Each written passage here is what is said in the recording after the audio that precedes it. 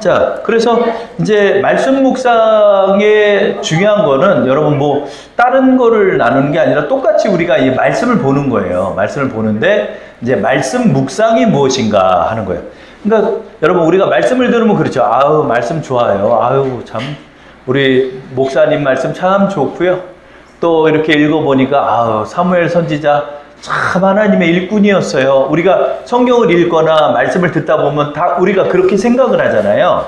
그런데 이제 여기서 말씀 묵상을 한다는 게 뭐다? 말씀 묵상은 이제 나에게 주시는 하나님의 말씀으로 자꾸 내가 이제 보는 거예요. 여러분 신앙이 자라나려면 어떻게 해야 된다? 아우, 이 말씀은 김 집사가 들어야 돼. 아우, 이 말씀은 박 집사가 들어야 돼가 아니라 아유, 오늘 하나님이 나에게 무엇라고 말씀하시나? 하나님이 나에게 말씀하시는 것들을 듣는 거예요. 그게 은서가 하는 무슨 소리를 듣는 게 아니에요. 이 말씀을 나에게 적용하는 거예요. 이 말씀을 나를 향하여 보게 하는 게. 자, 말씀 묵상과 말씀 통독의 차이가 뭐다? 바로 나에게 적용한다는 데 의미가 있는 거예요. 근데 자꾸 이제 말씀을 묵상하는 걸 우리가 배워서 말씀을 보다 보면 하나님께서 나에게 하시는 말씀이 무엇인지를 깨닫게 돼요. 이게 꼭 무슨 계시를 듣거나 방언 통변을 받거나 이런 개념하고 달라요. 그래서 말씀 통독, 말씀 암송, 말씀 묵상, 그 다음에 성경 공부는 동일한 공통점이 있죠. 그게 뭐죠? 바로 말씀을 주제로 삼고 있다는 거죠. 그런데 말씀 묵상의 차이가 뭐다? 이거는 이 말씀을 김 집사가 듣는 말씀이 아니에요. 박 집사가 듣는 말씀이 아니라 나에게 하는 말씀으로 듣는, 나에게 하는 말씀. 나에게 하는 말씀으로 듣다 보니까 이것이 이제 하나님의 계시가 될 때도 있고 하나님의 책망이 될 때도 있고 하나님의 교훈이 될 때도 있고 막 이러는 거예요.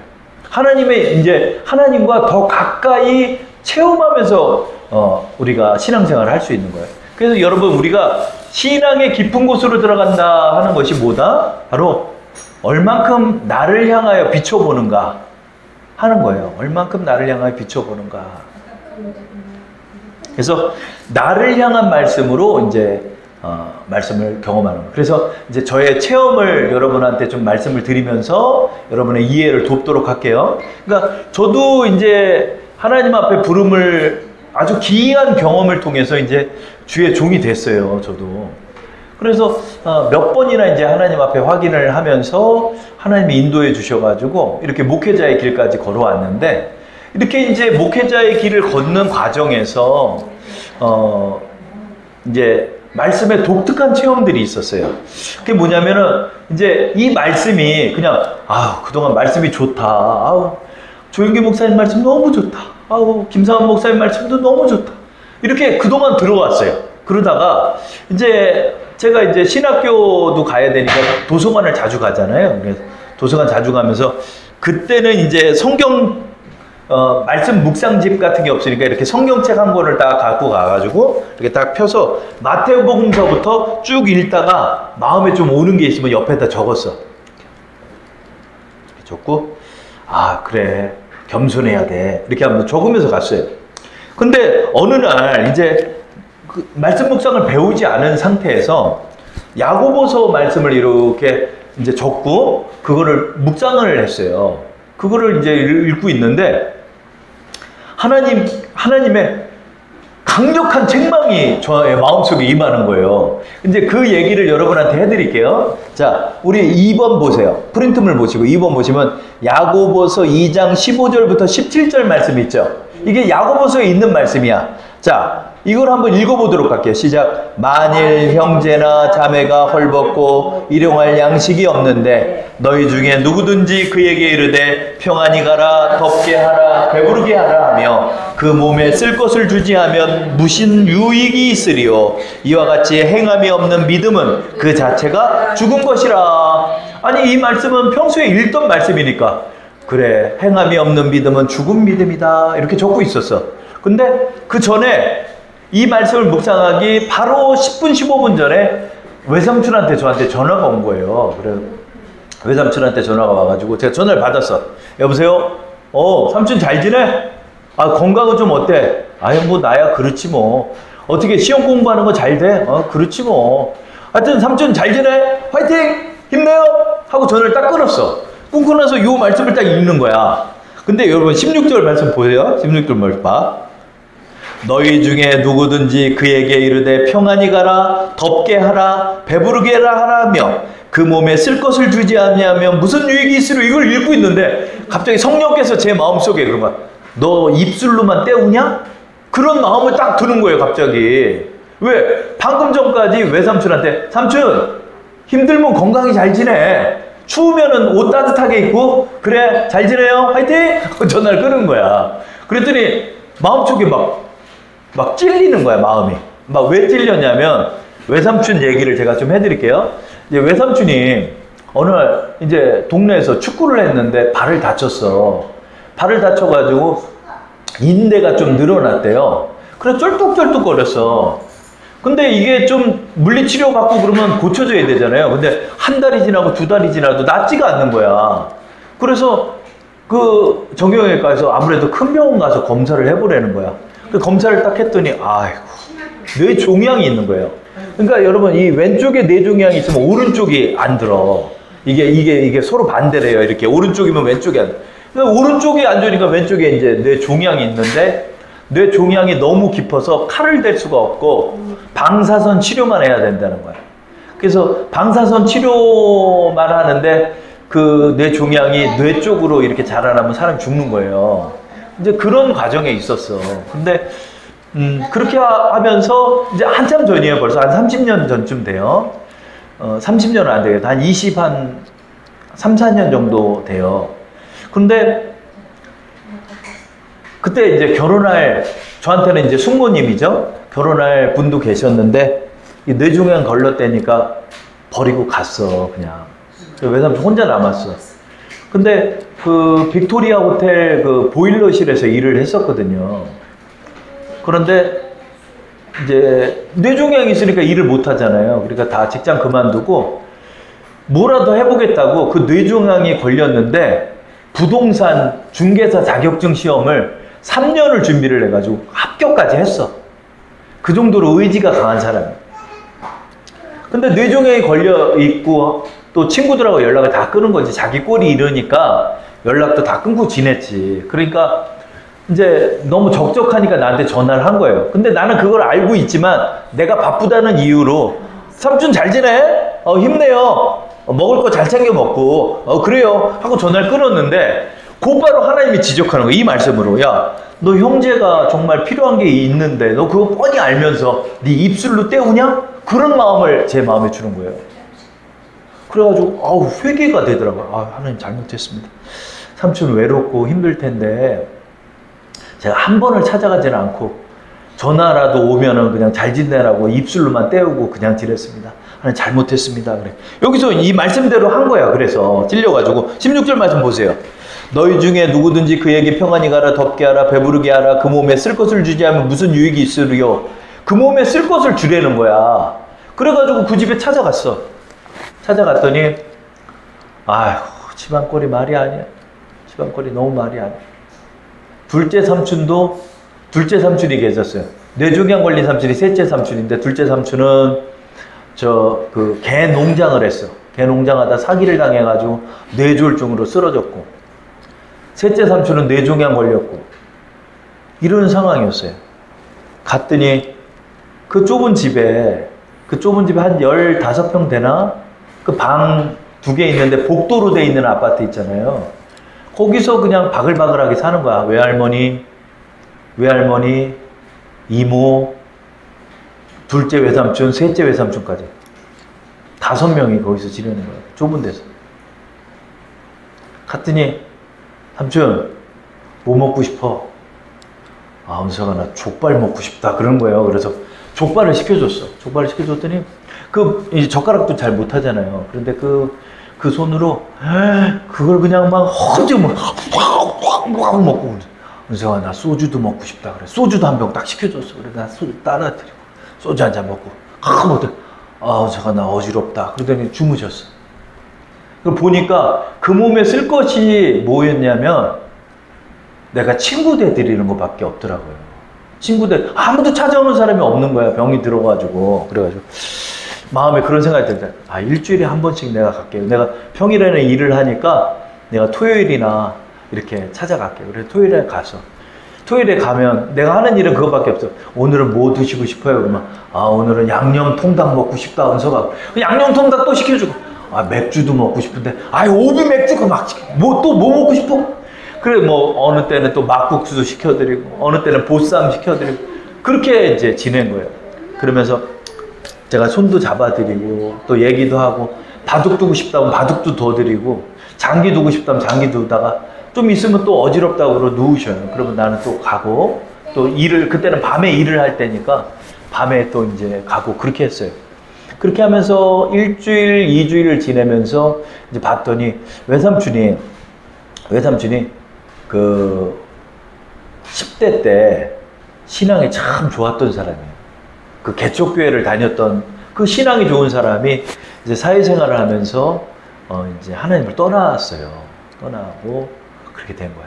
그 제가 찾아간 게 불과 한 달, 2달밖에 안 됐는데 갑자기 이모한테 전화가 왔어요. 위급하다고. 그래서 갔더니 저기 종암동에 성모병원이 있는데 거기는 이제 호스피스 병원이에요. 이제 죽을 사람 가는 거야. 근데 가난한 사람들은 공짜로 해줘요. 거기 가서 누워 계시고 불과 한 달도 안 돼서 돌아가셨는데 그 임종 때도 제가 지켰어요. 임종 때 성경책 들고 가서 마지막으로 주님 영접하고 그렇게 해서 이제 돌아가셨어요. 이렇게 탁 돌아가셨어요. 저는 막 성경책 들고 어떻게 영접 기도하는지를 그때는 몰랐잖아. 삼촌 하나님께 돌아가야 돼. 뭐 그러면서 내가 귀에다가 계속 얘기를 해주고 성경 말씀 읽어주고 하다가 이게 죽었어. 이렇게 죽더라고 사람이. 이렇게 풍선에 바람 빠지듯이 바람이 쭉 빠지더니 돌아가시더라고. 근데 그때 창가로 햇살이 쫙 비치는 거야. 햇살이 창가로 비치는 거야. 아, 삼촌 천국 가셨겠다. 근데 그런 생각이 들었어요. 그래서 제가 상주가 돼가지고 제가 다 했어요. 그 집안에. 그렇게 해서 장례를 치렀어요. 그러면서 저 이제 장례 다 치르고 돌아와서 이 말씀을 다시 봤어요. 하나님 왜 그랬나? 이게 왜 나한테 이거를 이렇게 보게 했나? 이렇게 봤더니 아, 그 영혼 구원하라고 하신 거더라고. 그러니까 저는 이 말씀이 남다른 이유가 16절 말씀을 통해서 내가 그냥 입술로만 떼었다면 어느 날 그냥 장례 일정만 받았을 거예요. 은서가 상훈이 삼촌 돌아가셨다. 그럼 문상 가고 끝났을 거야. 근데 그 삼촌하고 통화하고 이 말씀을 어떻게 우연히 봤는데 너 입술로 때우지 말라는 거야. 입술로 때우지 마라. 그러면 이 말씀을 보면서 내가 그 집을 위해서 무엇을 할까 하면서 그렇게 외삼촌을 영접 기도를 하시고 또 제가 찾아갔기 때문인지는 몰라도 마음을 나중에 여시는 것 같더라고요. 좀 마음을 여시고 그렇게 돌아갔어요. 그러니까 저한테는 이게 굉장히 드라마틱하게 흘러갔어요. 불과 2달, 석 달밖에 안 됐어, 돌아가시는 게. 제가 이렇게 섬긴 게 얼마 되지도 않아. 2달도 안 돼. 근데 그 텀에 그렇게 삼촌하고 교제를 하시면서 삼촌의 마지막 가는 길까지 그렇게 했던 기억이 제가 있어요. 그러면서 제가 말씀을 다르게 보게 된 계기 중에 하나가 이 말씀이에요. 아, 이게 그냥 우리는 이 야고보서 말씀 보면 아 그래 행함이 있는 믿음을 가져야지 이랬지만은 그때 저에게 봤던 모습은 형제에게 지금 쓸 것이 필요하고 형제에게 지금 친구가 필요한데 네가 친구가 돼줘야지 않겠냐. 그래서 이 말씀을 통해서 제가 느꼈던 것 중에 하나가 아 이제 말씀을 나를 향하여 보도록 해야 되겠구나. 하나님 이 말씀 통해서 저에게 지적할 게 있습니까? 하나님 이 말씀 속에서 나에게 말씀하는 게 뭡니까? 이렇게 점점 이렇게 보기 시작하게 되는 거예요. 말씀 하나하나를 그렇게 보기 시작하는 거예요. 뭐 어떤 무슨 계시를 받았다 이런 게 아니라 나의 일상 속에서 하나님의 뜻이 무엇인지 또 나에게 또 교훈하실 것이 무엇인지 또 말씀 속에서 위로하실 것은 무엇인지를 보게 되면서 말씀이 점점 달라지는 거예요. 말씀이 아주 달라지게 됐어요. 어떻게? 나를 향하여 보게 되는 거예요. 그래서 막 성경 말씀 속에서 내가 38년대 중풍병자인데 고침을 받고 내가 죽었던 곳이 내가 막 살림을 받고 하나님의 음성을 듣고 하나님의 갈 길을 인도하고 하나님의 말씀을 기다렸더니 하나님 말씀을 주시고 하나님의 계시의 음성도 되고 막 이러면서 박진감 넘치는 신앙생활이 시작되는 거예요. 그냥 뜨뜻미지근하게 그동안 봐왔던 거 뜨뜻미지근하게 읽었던 거 또 추상적으로나마 보았던 말씀들이 이제 나에게 실제적으로 다가오는 말씀들이 점점 돼가는 거예요. 그러면서 말씀들이 막 체험이 되고, 말씀이 체험이 됐다고 해서 뭐가 대단하다는 게 아니라 나에게 비춰보게 됐다는 거예요. 나에게 비춰보니까 하나님이 나를 비춰볼 수 있는 은혜를 자꾸 주시게 되는 거예요. 그리고 이제 또 이제 재밌는 거예요. 또 이렇게 말씀을 나에게 비춰보는 마음을 가지고 성령님을 의뢰하면서 성령님 이 말씀을 또 깨닫게 해주세요. 그러면서 말씀을 이렇게 읽고 쓰고 그러면서 또 나에게 적용해보고 할 때 갑자기 탁 성령이 깨닫게 하시는 은혜가 있어. 그러면 그 은혜 속에서 하나님의 인도를 받게 되는 게 있어요. 그래서 여러분 말씀으로 인도를 받게 됐다 하는 게 무슨 뜻일까? 말씀으로 인도받게 됐다. 어디서 갑자기 무슨 환상을 보고 뭐 하나님의 음성을 듣고 이런 거는 일생 일대에 있어서 몇 번 안 돼요. 그러면 우리의 365일 이 많은 날들 동안 하나님의 인도를 어떻게 받냐 이거야. 하나님의 인도를 어떻게 받냐. 얘기 들어보면 다 하나님의 인도를 받는데 그런데 걸어가는 길을 보면은 이상하게 하나님 인도 같지가 않아. 하나님 일로 가라고 그랬더니 갔더니 막 남편이 죽고 막 큰아들 막 문제가 생기고 막. 하나님 인도가 좀 뭐가 아니잖아요. 그러니까 제가 이렇게 10년을 목회하면서 제일 안타깝고 제일로 간절하게 소망하는 게 뭐냐면 우리가 정말 하나님과 가까이 인도를 받아야 한다 이거예요. 근데 인도를 받는 걸 다 기도원 가서 뭘 받는 걸로만 생각해. 근데 그런 게 아니라는 거예요. 그게 아니라 뭐냐? 말씀 묵상을 통해서 하나님의 인도를 받는다는 거예요. 자, 그 다음에 이제 저의 두 번째, 이제 좀 재밌는 체험을 또 하나 말씀을 드릴게요. 이거는 뭐냐면, 우리가 말씀을 묵상하다 보면 하나님의 계시도 임하는 거예요. 직접적인 계시야, 이거는. 뭐냐면, 계시와 교훈은 무슨 차이가 있냐면, 계시는 직접적으로 얘기하는 거야. 이은석 목사, 이은석, 너 목사 돼. 이건 계시야. 저에게 계시잖아요. 그거는 하나님의 직접적인 통보와 하나님의 직접적인 말씀이니까 이건 계시가 돼. 그런데 성경 말씀 묵상을 다 계시로 받으면 이거 2단으로 가버려. 2단 3단으로 가버려. 그 계시는 일생일대에 몇 번 없어. 저 같은 경우는 정말 막 그 벼랑 끝으로 가다가 하나님 붙잡아 주셔가지고 겨우 진로를 선회하다 보니까 하나님의 강력한 음성으로 인도할 때도 있었어요. 인도할 때가 있었어요. 하나님의 음성을 들을 때도 있었어요. 그러나 그것만을 추구할 수는 없어. 우리가 하나님 말씀 안 해. 그거 자꾸 들으러 다니면 위험해. 그런 것이 아니라 말씀 묵상 속에 하나님의 은혜를 경험하지만 그 묵상 속에 하나님의 계시도 임할 때가 있다는 거예요. 그거는 우리에게 보너스지. 이 보너스 같은 것도 받게 되는 건데 여러분의 이해를 돕기 위해서 말씀을 한번 전해드릴게요. 자, 에베소서 5장 19절 말씀 우리 한번 다 함께 읽어볼게요. 시작. 시와 찬미와 신령한 노래들로 서로 화답하며 너희의 마음으로 주께 노래하며 찬송하며. 이 성경 말씀은 여러분이 나중에 한번 찾아보면 이건 개역개정 성경이 아니라 개역 한글 성경이야. 근데 개역개정 성경으로 찾아보면 시와 찬미와 신령한 노래들이고 개역 개정으로 보면 시와 찬양과 신령한 노래야. 근데 제가 그 당시에 이제 말씀을 볼 때는 개역 한글 성경이었어요. 개역 한글 성경으로 이걸 이렇게 보고 옆에다 적는 거야. 그래서 저한테 이런 노트가 있어요. 그러면 그 노트들로 한 절씩 적고 제가 외울 수 있으면 말씀도 외워보고 막 그랬었어요. 그러면 이제 공부를 하기 전에 이 말씀을 적은 거야. 그래서 시와 찬미와 신령한 노래들로. 근데 이때가 제가 한 38, 37살 때야. 이제 신학교 들어갈 때. 장가도 안 갔을 때야. 근데 이 말씀을 딱 쓰고 있는 거야. 시와 찬미와 신령한 노래들로 하는데 이걸 적고 이제 하나님 이 말씀 속에 저에게 무슨 은혜를 주시나요? 이렇게 했더니 갑자기 성령께서 제 마음에 선명한 음성으로 얘기하는 거예요. 너 자식을 낳을 건데 너 자식 이름을 찬미라고 줘라. 그러는 거예요. 이걸 읽고 있는데 시와 찬미와 신령한 노래들로 읽고 있는데 찬미? 찬미요? 제가 이제 기도하면서 이제 말을 하는 거야. 하나님, 제가 자식을 낳았는데 이게 찬미라고 지라고요? 예, 알겠습니다. 그래가지고 찬미라는 이름을 그 노트에다 적어놓은 거야. 그래, 내 자식을 낳을 때는 그때 누구 만나는 사람도 없어. 뭐 성만 보면은 그냥 첫날에 무조건 퇴짜야. 나는 나이도 많지. 뭐 나이 많은 사람이 무슨 전도사 하겠다고 그러고 개척하겠다고 그러니까 뭐 하시는 분이에요? 예, 저 전도사인데요. 뭐 하실 거예요? 그러면 예, 저 교회 개척할 건데요. 그럼 안녕히 계세요. 그러면 나가버려요. 저는 그냥 첫날에 무조건 퇴짜만 맨날 맞았어. 그냥 맨날.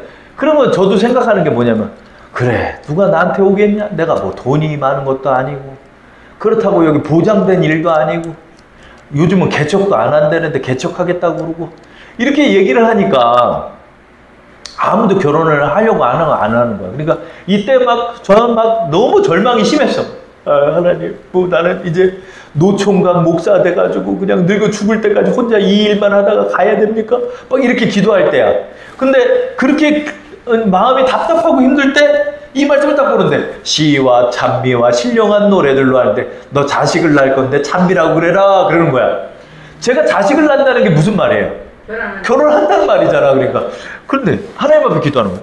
아니, 하나님, 누가 뭐 좀 누구랑 데이트라도 좀 하면서 좀 이런 말씀을 주면은 내가 믿겠는데, 누구 턱 한번 만나보지도 못하고 1년에 소개받아봐야 2명 받을까 말까.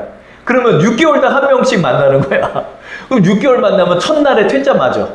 그럼 또 6개월 기다려야 돼. 언제 나한테 소개해준다는 사람도 없고, 큰 교회 다녔는데 누구 소개해준다는 권사도 없는 거야. 아무도 소개도 안 해주는 거야. 야, 진짜 섭섭하대. 아무도 소개도 안 해주는 거예요. 뭐 보니까 별별 일 없잖아. 행색도 초라하고. 제가 그때 새가족부에서 저 설거지 하면서 물통 날르고 그런 일 했어요. 왜냐면 새가족부 일을 그렇게 하고 싶더라고, 제가. 그래서 그게 그렇게 기뻐가지고 그렇게 예배 드리면서 그렇게 은혜를 받고 이럴 때야. 근데 이 말씀을 보면서, 찬미, 그래, 내 자식은 찬미다. 누구 만나는 사람은 없지만 찬미다. 그래. 그래가지고 이걸로 이제 하나님 앞에 기도한 거예요. 하나님, 저 만나는 여자들한테 나 자식 낳을 건데 자식 이름 찬미라고 얘기할게요.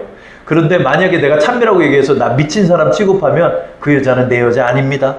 내가 찬미 엄마가 될 사람 만나겠습니다. 그렇게 얘기를 하고, 만나고 한 번 만나고 2번 만나면 무조건 이 얘기했어. 저요, 하나님께서요, 시와 찬미와 신령한 노래들로 하는데 찬미 난다고 그랬어요. 그래서 저는 찬미 아빠가 될 사람입니다. 이렇게 얘기를 해. 뭐 이런 미친 사람이 다 있나? 그러고 연락이 안 와. 그래가지고 맨날 퇴짜 맞고 38, 39, 40,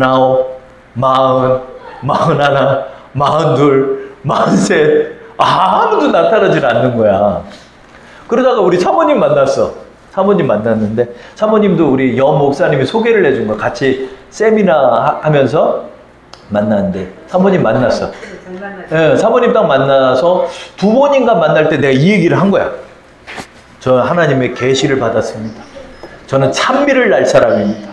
제 자식 이름은 찬미라고 할 것입니다. 그랬더니 그게 되게 기뻐하는 거야, 이거를. 그랬더니 자기 친구들한테 얘기하면서 그런 거야. 나는 찬미 엄마 될 사람이라고 그랬다는 거야, 사모님이. 그래가지고, 아, 그래, 이 사람이다. 내가 잡아야 되겠다. 그렇게 됐는데 일사천리로 막 진행이 되네. 그래가지고 5월 달에 만나서 9월 달에 결혼을 한 거예요. 그래가지고 9월 달에 결혼을 했어. 9월 달에 결혼을 했는데, 아니, 무슨 소식이 없는 거야. 9월달도 소식이 없고 10월달. 나는 하나님이 이 계시를 줬으니까 허니문 베이비를 주시는 줄 알았어. 근데 뭐 아무 소식도 없고 10월달에 소식도 없는데 갑자기 뉴스 기사를 딱 보니까 요즘 남편들 나이가 많아지는데 남편들이 나이가 많으면은 자식을 못 낳습니다. 막 이런 기사만 나오는 거야. 아유, 이거 자식 못 낳으면 어떡하지? 그럼 매번 이 말씀을 붙잡고 기도하는 거야. 하나님, 나한테 찬미 준다며요. 왜 찬미 안 줘요? 하나님, 찬미 주신다며요. 근데도 12월 달까지 아무 소식도 없어. 재밌지? 제가 이제 재밌는 간증 하나 할게요. 이 간증 처음인가요? 우리 집사님 처음인가? 그러니까 제가 하여튼 재밌는 간증이 많아. 그러니까 이렇게 됐어. 그리고 12월 31일이 딱 됐어요. 그때 송구 영신 예배를 하잖아요. 송구 영신 예배를 하면 우리는 그냥 헌금통에다가 내년에 주시는 말씀 뽑기 있잖아요. 그것만 하고 끝났어요. 송구 영신 예배 드리고. 근데 그날은 송구 영신 예배를 하는데 성령께서 마음에 안수기도를 하라는 거예요. 그래가지고 다 안수기도를 했어. 안수기도를 했는데 사모님도 안수기도를 한 거예요. 하나님, 찬미 주신다며요. 그리고 이제 안수기도를 했어. 넘어갔는데 안수기도 하고 새해를 맞이하잖아요. 신정을 맞이하는데 갑자기 좀 이상해요. 그러는 거예요. 왜? 그랬더니 저 아무래도 이게 뭐가 이상한 것 같아요. 그러는 거야.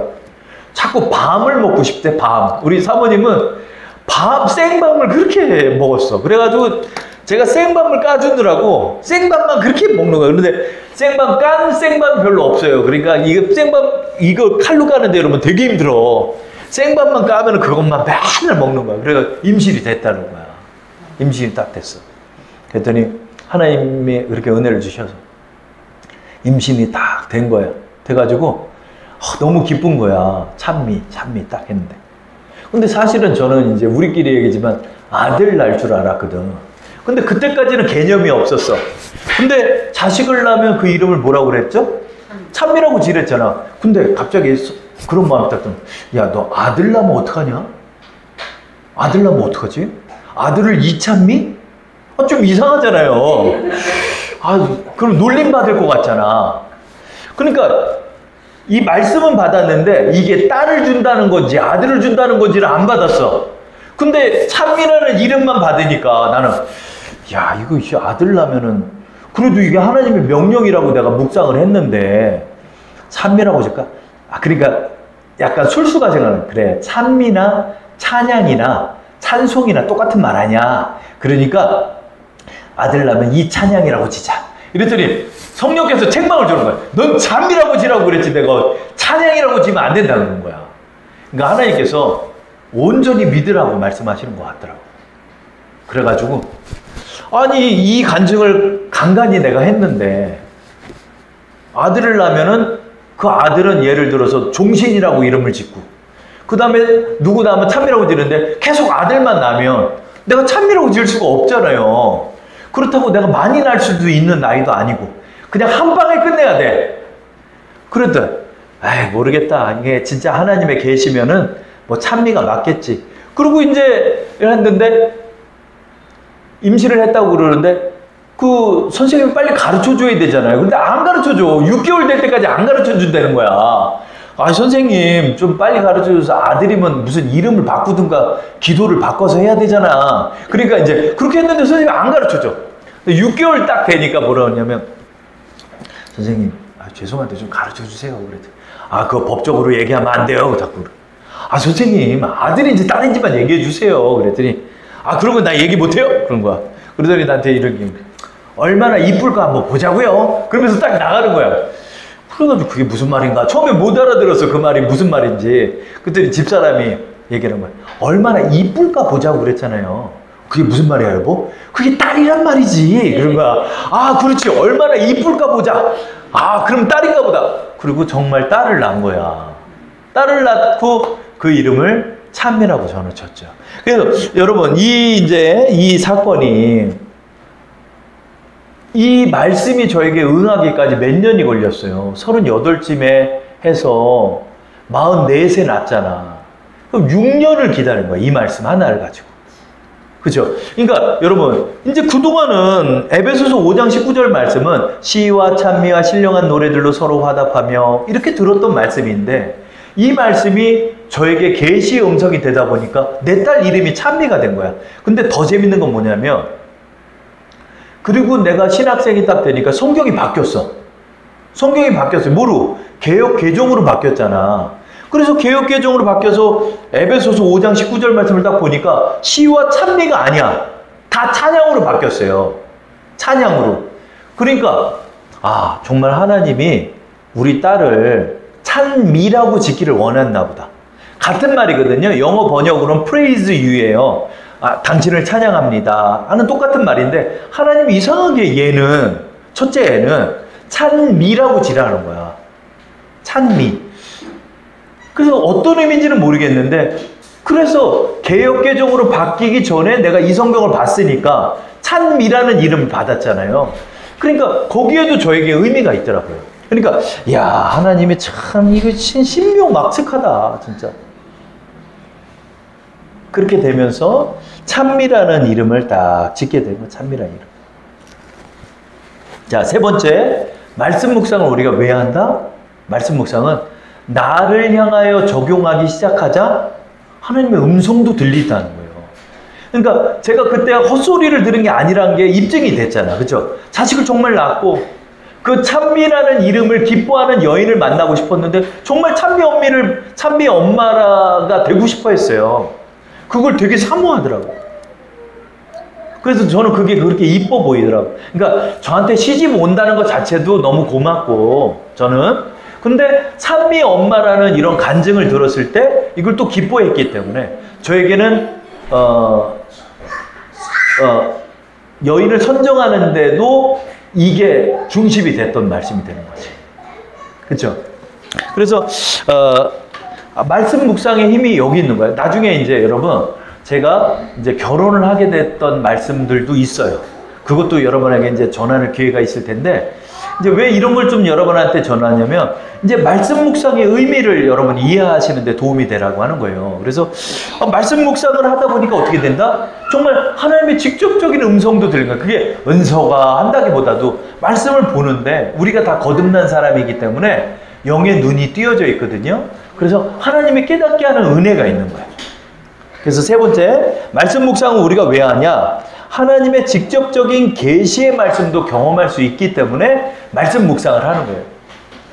그리고 네 번째, 말씀 묵상의 대부분은 계시의 음성이라든가 하나님의 환상이 보이는 건 아니에요. 근데 이 말씀 속에서 성령께서 하나님의 인도하심과 은혜를 우리에게 주시기 때문에 우리 말씀 묵상을 하는 거야. 그래가지고 여러분 말씀 묵상하기 전까지는 마음이 천근만근 같은 거야. 막 여러 가지가 근심되고 이럴 때. 근데 말씀 묵상을 딱 하면서 그거를 적용을 쓰다 보면 하나님의 지혜가 임해가지고 아, 이 문제는 내가 이렇게 풀면 되겠다 하는 지혜가 막 오는 거예요. 막 말씀 묵상을 통해. 그러니까 실제적으로 내 삶에 대입이 되는 거야. 말씀이. 이거를 어떻게 설명을 해야 되지? 그러니까 하나님의 지혜가 막 임해요. 막. 이 말씀 속에 하나님 보화가 있대잖아. 그 보화가 뭐냐면 그냥 하나님께서 뭐 세상에 돈 잘 벌게 해준다는 보화가 아니라 이 하나님의 지혜를 받게 되는 거예요. 하나님의 지혜와 하나님의 은혜와 하나님의 능력을 말씀을 통해 덧입게 돼요. 그게 바로 말씀 묵상이 되는 거예요. 왜? 그 뜻이 어디 있을까요? 디모데후서 3장 16절 17절 말씀이 있다는 거죠. 자, 우리 한번 읽어볼까요? 다 함께 시작. 모든 성경은 하나님의 감동으로 된 것으로 교훈과 책망과 바르게 함과 의로 교육하기에 유익하니 이는 하나님의 사람으로 온전케 하며 모든 선한 일을 행하기에 온전케 하려 함이니라. 아멘.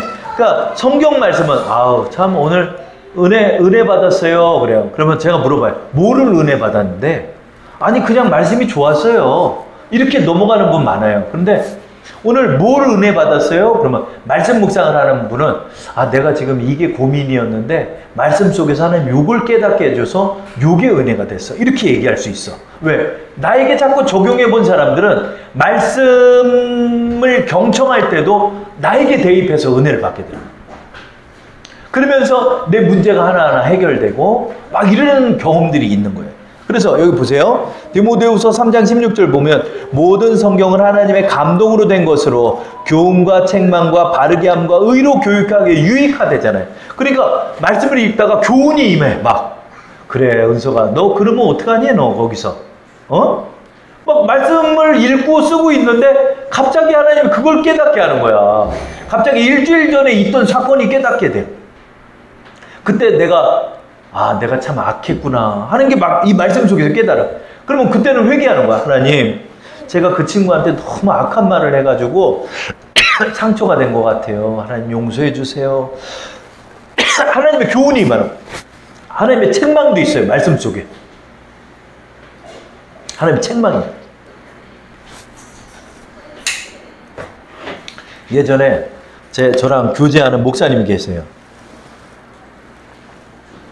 근데 그 목사님이 해병대를 나왔어. 해병대를 딱 나왔는데 이분은 참 우직한 분이에요. 참 어렵고 힘든데도 그걸 말 한마디 안 하고 잘 견디는 분이야.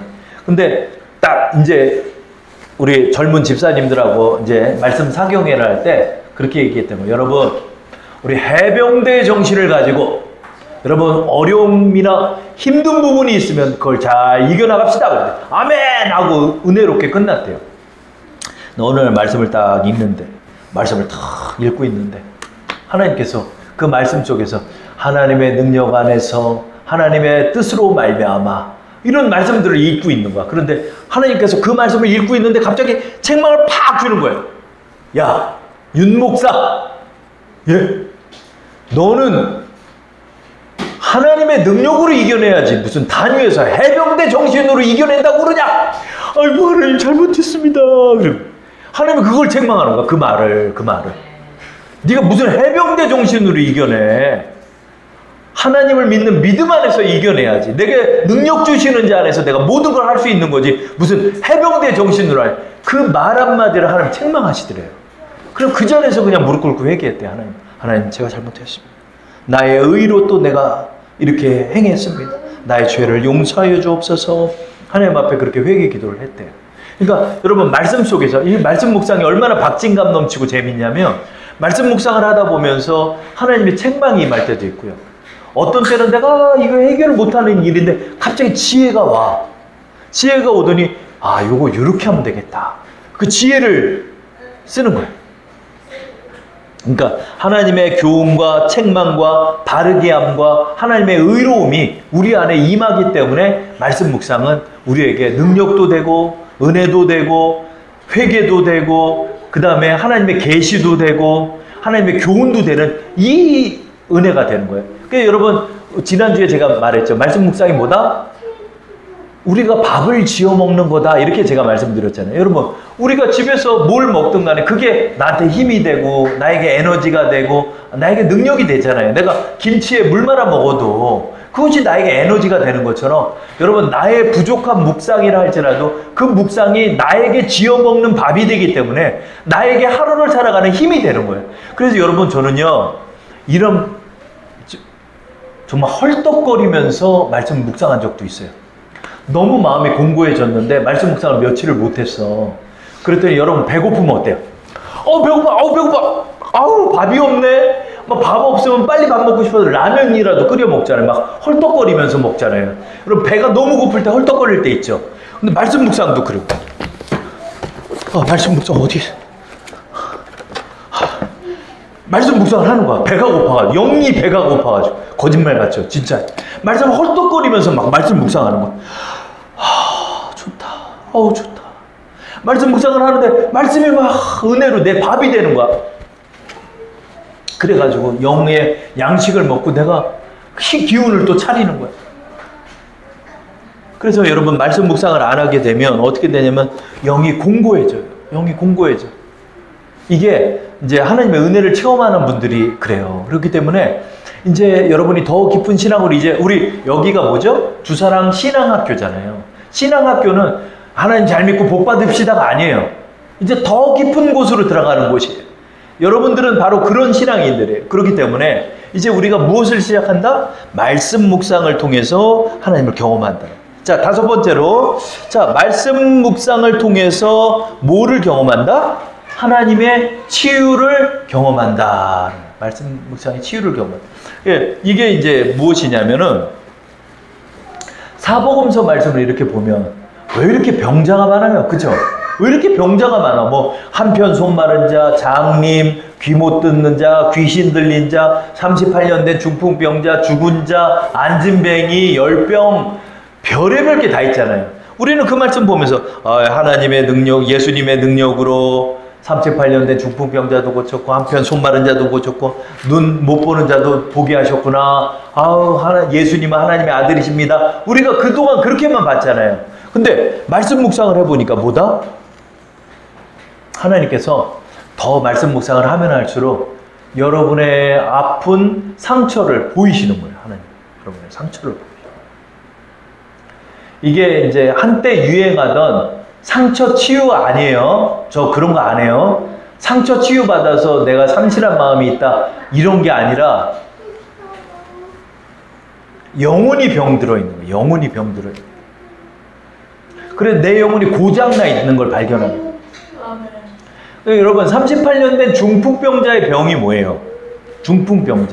중풍병자는요 내 머리로 생각하고 있는데 몸이 안 움직이는 게 중풍병자야. 신경이 끊어졌잖아. 신경이 끊어진 게 중풍병자야. 근데 어느 날 말씀을 딱 보고 있는데 요한복음 5장 5절 한번 읽어볼까요? 시작. 거기 38년 된 병자가 있더라. 근데 이 말씀을 제가 몇 살에 봤을까? 38살에 본 거야. 제가 38살에 이 말씀을 이제 묵상하고 있는데 하나님이 저에게 너가 중풍병자다 그런 거예요. 은서가 너가 중풍병자다 그런. 아, 내가 무슨 중풍병자예요? 내가 얼마나 똑똑한 사람인데? 뭐 이러는 거야. 그랬더니 너 중풍병자다 그런 거야. 그래서 하나님께 기도했어요. 하나님, 거기에 38년 된 병자 이은석이가 있다는 증거를 보여주세요. 그렇게 하나님 앞에 기도를 했는데 하나님께서 저에게 그걸 보여주시는 거예요. 어떻게 보여주냐면 제가 하나님의 종이 돼가지고 이제 신학교를 들어가야 되잖아요. 그러려면 시험 공부를 해야 돼. 시험 공부를 하는데 책을 하도 오랜만에 보니까 성경을 이렇게 봐요. 보고 나서 넘어가면은 여기 전에 내가 뭘 읽었는지가 기억이 안 나는 거야. 내가 아무리 하고 싶은데 할 수가 없는 거예요. 내가 뭐냐, 난독증에 제가 시달리고 있더라고요. 난독증. 그러니까 뭘 읽어도 뭐가 이해가 안 되고 뭘 외우려 해도 잘 외워지지가 않고 자꾸 이게 안 되는 거예요. 그래서 이게 왜 안 되지? 왜 안 되지? 그냥 읽다가 그냥 졸고 읽다가 졸아. 뭐 5시간을 앉아있는데 뭐가 안 외워지는 거야. 공부도 안 되고 이게 안 되는 거야. 그래서 하나님 앞에 기도하는 거야. 하나님, 이게 나 이제 시험도 보고 막 이것도 해야 되고 하는데 하나님 이게 왜 이렇게 안 되죠? 왜 이렇게 안 되나요? 그랬더니 네 영혼이 병들었다는 거야. 네 영혼이 병들었다. 네 영혼이 병들었다. 그래서 제가 그때 인정하게 돼요. 하나님, 내가 하나님 앞에 병자군요. 그럼 하나님 이 영혼의 병을 고쳐주세요 하고 하나님 앞에 기도를 했어요. 기도를 하고 이렇게 적어놨어요. 근데 하나님께서 이 일을 이제 성경을 보고 이렇게 하면서 하나님의 치유가 임하는 거예요. 치유가 임하더니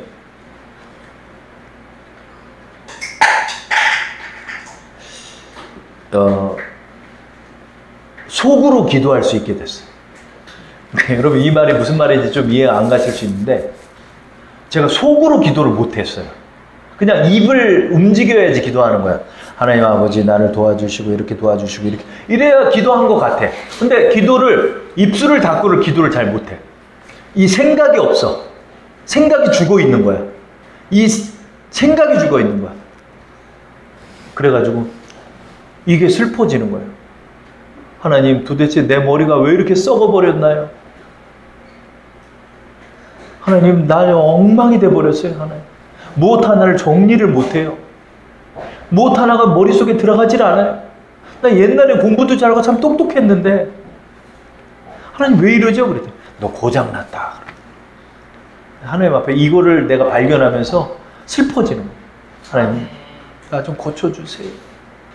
내가 성경을 읽고 이해를 해야 전할 수 있잖아요. 정말 하나님의 은혜대로 깨닫는 은혜를 주시고 내가 무엇을 생각할 수 있게 도와주세요. 그랬더니 나의 죽어있는 생각을 고쳐주시는 거예요. 어느 날 새벽 기도를 딱 나갔어요. 근데 그날도 이제 다들 우리 같이 기도하는데 이제 기도를 하는데 어느 날은 찬양 소리가 쫙 울려오는데 통성으로 기도를 안 하고 내가 이러고 있는 거예요. 입을 닫고 있어요. 근데 내 머릿속으로 하나님 앞에 기도를 하고 있는 거야. 근데 난 그걸 인지를 못했어. 그러다가 갑자기 성령께서 깨닫게 하는 거야.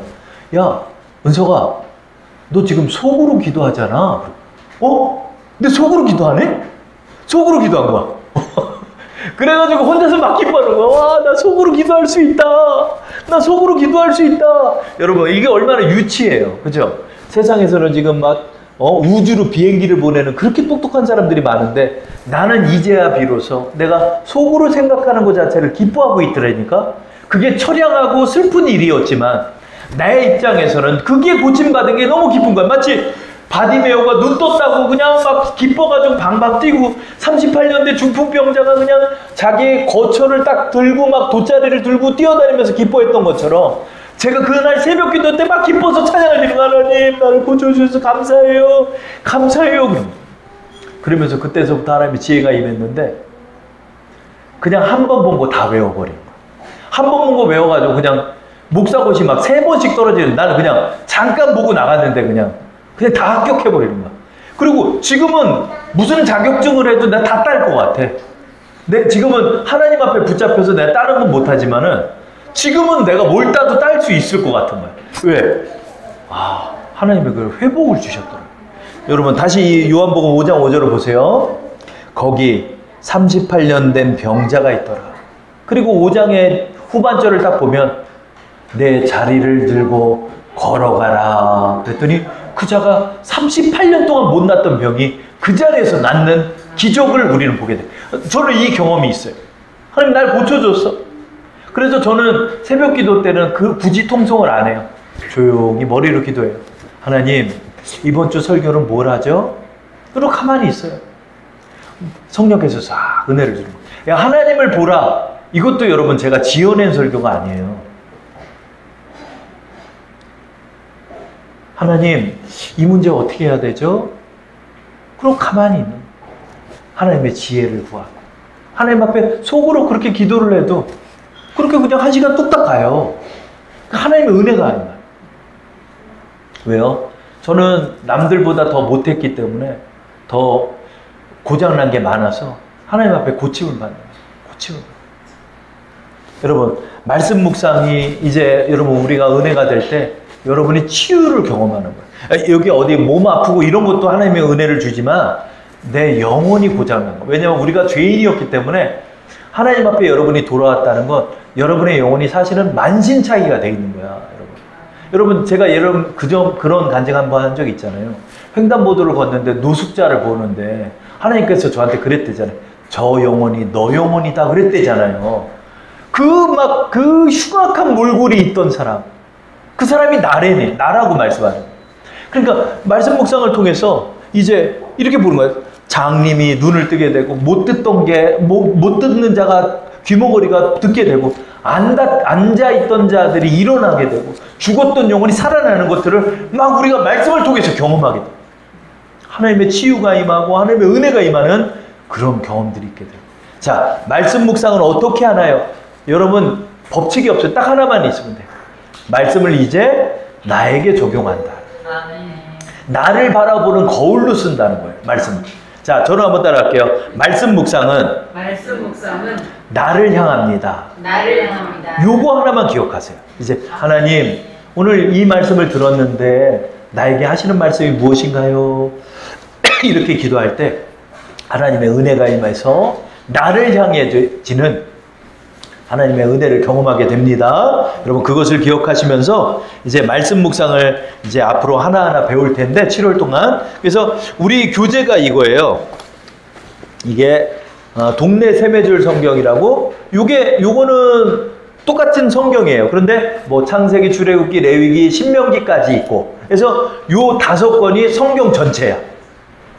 그래서 요 말씀을 딱 보면 여러분 이렇게 딱 보면 여기 왼쪽에는 말씀 한 장이 딱 있고 여기는 빈 종이죠. 그러니까 여기서부터 여기까지 한 장을 쭉 읽어. 읽고 난 다음에 여기서 내가 알게 된 내용을 적고 그 다음에 나한테 깨달아졌던 걸 적고 내가 오늘 하루 실천할 걸 적은 게 말씀 묵상이에요. 말씀 묵상은 뭐 특별한 게 아니에요. 나를 향하기만 하면 돼. 나를 향하기만 하면 돼. 그래서 이제 다음 주부터는 요 말씀 묵상을 여러분에게 어떻게 하는지 좀 더 세밀하게 진행하면서 우리가 말씀 묵상을 해보고 그래서 하루에 한 장은 읽을 수가 있어요. 우리가. 근데 5분 10분만 하면 돼. 그래서 우리가 이 5분 10분만 하면 돼. 여러분 아침밥 질 때 간단하게 하잖아요. 그죠? 쌀 해서 딱 얹어놓고 이쪽 반찬 몇 개 딱 꺼내서 먹듯이 말씀 묵상은 그렇게 하는 거야. 근데 시간이 되시는 분은 통독도 하고 말씀 암송도 하세요. 말씀도 많이 듣고 그거 다 똑같은 말씀이니까 은혜가 다 와. 근데 말씀 묵상을 꼭 하자. 그래서 말씀 묵상을 하면서 여러분들이 새로운 경험들을 하는 그런 신앙생활로 들어가시기 바랍니다.